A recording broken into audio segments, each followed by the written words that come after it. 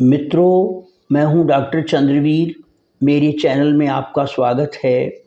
जाटों की उत्पत्ति, इनके मूल निवास स्थान और इतिहास के संबंध में अनेक देशी विदेशी लेखकों ने मिथ्या और भ्रांतिमय लेख लिखे हैं, जिनसे ये सत्य कोसों दूर होता गया कि प्राचीन काल में भारत ही नहीं वरन एशिया और यूरोप के देशों में जाट आर्यों ही के राज्य थे। वे ही राजा महाराजा और सम्राट विराट थे। वे ही योद्धे सैनिक और अन्नदाता किसान थे। वे अपने शास्त्र धर्म के अनुकूल ब्राह्मणों के कृतित्व के बदले दान दक्षिणा में वस्तु या मुद्रा प्रदान करते थे।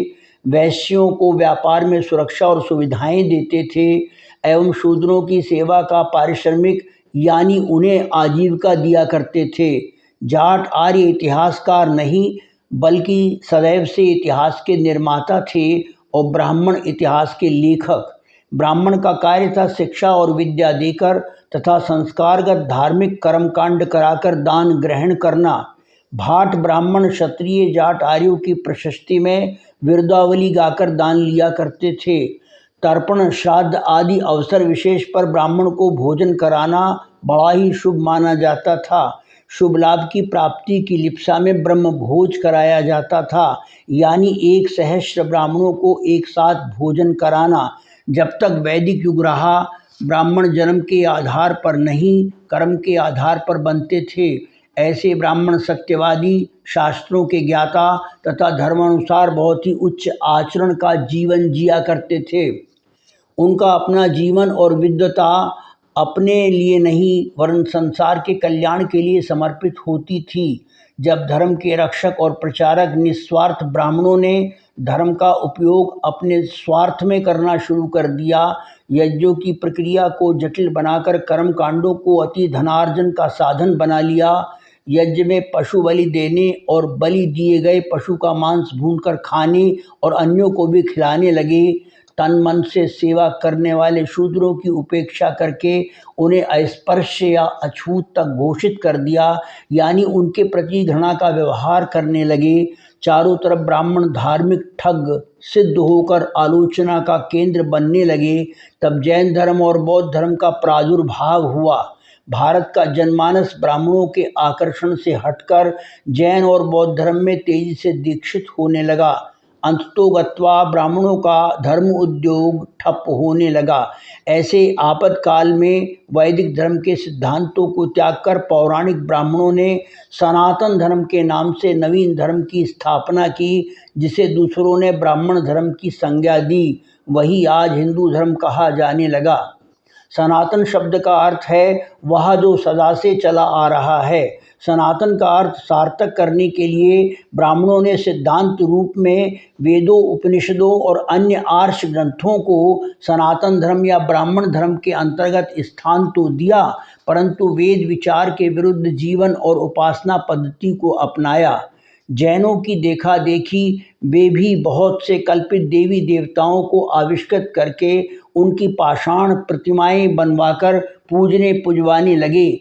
जो क्षत्रिय, जैन और बौद्ध धर्म में दीक्षित हो गए अथवा इस नवीन सनातन नामनी ब्राह्मण धर्म में दीक्षित नहीं हुए, उन्हें उपेक्षित और अपमानित करने में कोई कोरो कसर नहीं रखी गई। ऐसे जाट, गूजर, अहीर और मराठे आदि बड़ी बड़ी क्षत्रिय जातियों को मलेच्छ, यवन, शूद्र, नास्तिक और पतित करार दे दिया गया। या तो इनका इतिहास लेखन किया ही नहीं गया और किया भी गया तो सरासर मिथ्या और भ्रामक। राजपूत पौराणिक ब्राह्मणों के प्रति विनत और अंधे सेवक थे, इसीलिए ब्राह्मणों ने उन्हें सर्वश्रेष्ठ घोषित कर उनका गुणगान किया, उन्हें ही वास्तविक क्षत्रिय माना तथा जाट, गूजर, अहीर और मराठों को क्षत्रिय मानने और कहने से इनकार कर दिया। भारतीय समाज में अपने आप को सर्वोपरि और सर्वोच्च सिद्ध करने के लिए राजपूत भी ब्राह्मणों की राह पर चले। गुण कर्म स्वभाव से आर्य जाट की प्रकृति विशेषताओं से संकीर्ण मना होकर राजपूतों ने ब्राह्मण लेखकों को पारितोषिक धनराशि देकर उनसे जाटों के जानने की कपोल कल्पित कहानी लिखवाई कि फला राजपूत ने एक जाट की लड़की से प्रेम विवाह कर लिया। निम्न जाति की लड़की से विवाह करने के कारण राजपूत समाज ने उसे जाति से बहिष्कृत कर दिया। उस लड़की से जो लड़का पैदा हुआ उसके नाम से जाटों के एक गोत्र का नाम चला।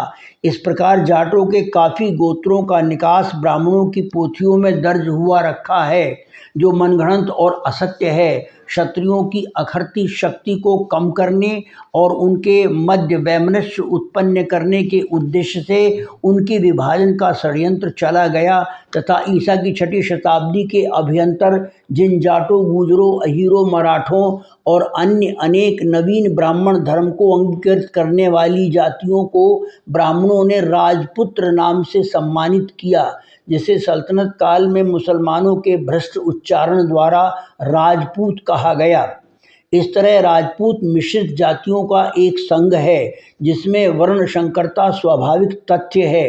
राजपूतों की मानसिकता के संबंध में जस्टिस कैंपबेल का मत है कि Jats became Rajputs but not a single Jat dynasty became prevalent from Rajputs। अर्थात जाटों से राजपूत बने परंतु राजपूतों से एक भी जाट वंश प्रचलित नहीं हुआ। जाट इतिहास के पृष्ठ 72 पर ठाकुर देशराज व्यक्त करते हैं कि राजपूतों को तो ये मालूम था कि वे अधिकांशतः जाटों, गुजरों और अहीरों में से निकले हुए हैं अथवा उन्हीं की भांति क्षत्रिय वृक्ष की शाखाएं हैं। राजपूतों को इन जातियों के साथ निकृष्ट बर्ताव नहीं करना चाहिए था, परंतु अतीत में राजस्थान में इन्हें गैर मानकर इनके साथ दुर्व्यवहार किया गया तथा शूद्र या शूद्र के समकक्ष माना गया।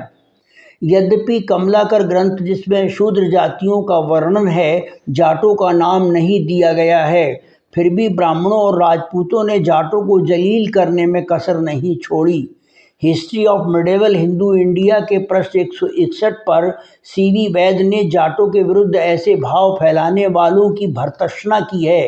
वे जाटों के संबंध में लिखते हैं कि Jats have maintain their fighting instinct till now, but historian can see that fanatic Hindutva destroyed the military power of some caste to accumulate demands which had a bad effect on further event। अर्थात जाटों ने अपनी लड़ाकू प्रवृत्ति को अब तक कायम रखा है, परंतु इतिहासज्ञ देख सकते हैं कि कट्टर हिंदुत्व ने प्रभुता संचय करने में कुछ जातियों की सैनिक शक्ति को नष्ट कर दिया, जिसका कि आगे की घटनाओं पर बुरा असर हुआ। जाटों, गुजरों और अहीरों के विभाजन से बने राजपूतों की राज शक्ति से ब्राह्मणों को बल मिला, जिससे प्रभावशाली होकर उन्होंने बौद्ध धर्म पर वैचारिक अत्याचार किए और करवाए तथा उसे भारत भूमि से खो दिया। इस संबंध में ये जानना आवश्यक है कि भारत में बौद्ध धर्म का इतिहास ईसा से लगभग 550 वर्ष पूर्व से आरंभ होकर लगभग 650 ईस्वी में समाप्त प्राय हो जाता है। इसी लगभग 1200 वर्षों की काल अवधि को इतिहास में बौद्ध काल के नाम से जाना जाता है। इस बौद्ध काल में बौद्ध विचारों के प्रकाश के कारण ब्राह्मण धर्म धराशाही हुआ रहा। बौद्ध धर्म के पतन के लिए अनेक षड्यंत्र रचे गए, जिनमें से राजपूत संघ का निर्माण असरदार रहा। राजपूत शक्ति ने बौद्ध धर्म के मानने वालों को न केवल उपेक्षित किया बल्कि निर्दयता पूर्वक दमन भी किया तथा अहिंसावादी निरामिष भोजी जैन धर्म भी सिसकियां भरने लगा।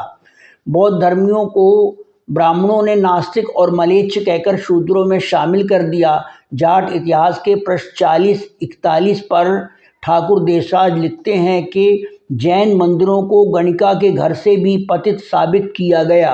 बौद्ध धर्म सर्व मानव समूह का ही नहीं किंतु समस्त प्राणी वर्ग का धर्म था। बौद्ध काल में भारत की सभ्यता सारे एशिया में फैली और संसार को भारत का शिष्य बना दिया। वैदिक धर्म के पश्चात राष्ट्रीयता का प्रचार बौद्ध धर्म के द्वारा जितना हुआ उतना ब्राह्मण धर्म न पहले कभी कर सका और न भविष्य में ही करने का कोई लक्षण दिखाई देता है। सिंध के जाटों के संबंध में कालिका रंजन कानूनगो का कथन है कि the Jats of Sindh were outcasted by the Brahmins by calling them Shudras for not following the religious principle of the new Brahman, like the minority Hindus of Kabul. Jats are also considered half Malay or half Muslim in the view of fanatic Brahmanism. अर्थात सिंध के जाटों को नवीन ब्राह्मणों के धर्म सिद्धांतों को न मानने पर ब्राह्मणों ने उन्हें शूद्र कहकर जातिच्युत कर दिया। कट्टर ब्राह्मणत्व की दृष्टि में काबुल के अल्पसंख्यक हिंदुओं की तरह जाटों को भी अर्ध मलेच्छ अथवा अर्ध मुसलमान माना है।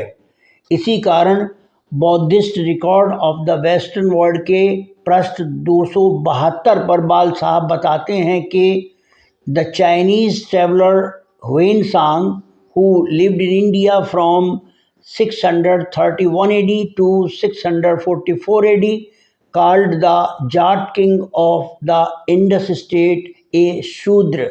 अर्थात चीनी यात्री हुएनसांग जो कि भारत में 631 ईस्वी से 644 ईस्वी तक रहा ने सिंधु देश के जाट राजा को शूद्र कहा। पौराणिक ब्राह्मणों के जाट विषयक लेख पढ़कर हिस्ट्री ऑफ इंडिया के भाग 2 के पृष्ठ 518 पर एलिफिंस्टन जाटों को शूद्र मानते हैं। अलबरूनी के अनुसार भी कृषक तथा पशुपालक शूद्र कोटि में आते हैं। कई विदेशी लेखकों ने तो श्री कृष्ण के पिता वासुदेव को भी शूद्र लिख मारा, जो कि यदुवंशी विशुद्ध आर्य और अपने समय के चक्रवर्ती सम्राट थे। सनातन धर्म के छद्म नाम से संचलित ब्राह्मण धर्म के द्वारा धार्मिक आडंबर, पाषाण पूजा, पोप लीलाएं, निरर्थक रूढ़ियाँ और अंधविश्वास फैला हुआ था। स्त्रियों की छवि मध्ययुगीन बनी हुई थी। वे उपेक्षा का शिकार होकर घर की चार दीवारी में कैद थी। न उन्हें पढ़ने का अधिकार था और न ही पर्दे से बाहर निकलने का। बाल विवाह और अनमेल विवाह सामान्य सी बात थी। पति के मरने पर उसे निर्दयता से सती कर दिया जाता था अथवा गंजी करवाकर मृत्यु पर्यंत घर के अंधेरे एकांत कोने में बैठा दिया जाता था। छुआछूत जैसी अमानवीय बुराई समाज को बांटे हुए थी। पूरा भारतीय समाज अपने चंगुल में फंसाकर ब्राह्मण वर्ग सभी को उल्टे उस्तरे से मूड़ रहा था। 19वीं शताब्दी के ऐसे दुर्समय गुजरात के ब्राह्मण कुल में महर्षि दयानंद सरस्वती रूपी सूर्य का उदय हुआ। उन्होंने पाखंडों का खंडन करके वैदिक धर्म का पुनरुत्थान किया। सभी को आर्यत्व प्रदान करने के उद्देश्य से आर्य समाज की स्थापना की। जाट आर्य होने से नैसर्गिक रूप से तर्कशील बुद्धि और वैज्ञानिक सोच समझ के धनी हैं ही। अतएव लगभग सारे ही जाट आर्य समाजी बन गए तथा शिक्षा, शक्ति, संस्कृति और सदाचरण की ओर तेजी से अग्रसर हुए। जो अभी तक ब्राह्मणों के जाल में फंसे हुए हैं, उन्हें मुक्ति के लिए खुले मन से विचार करना चाहिए। मित्रों, यदि आपको ये वीडियो अच्छा लगा हो तो इसे लाइक कीजिए, शेयर कीजिए और अगर अब तक सब्सक्राइब नहीं किया है तो चैनल को सब्सक्राइब कीजिए ताकि इस विषय से संबंधित अगला वीडियो आपको प्राप्त हो। पूरा वीडियो देखने सुनने के लिए आपका आभार। धन्यवाद। नमस्ते।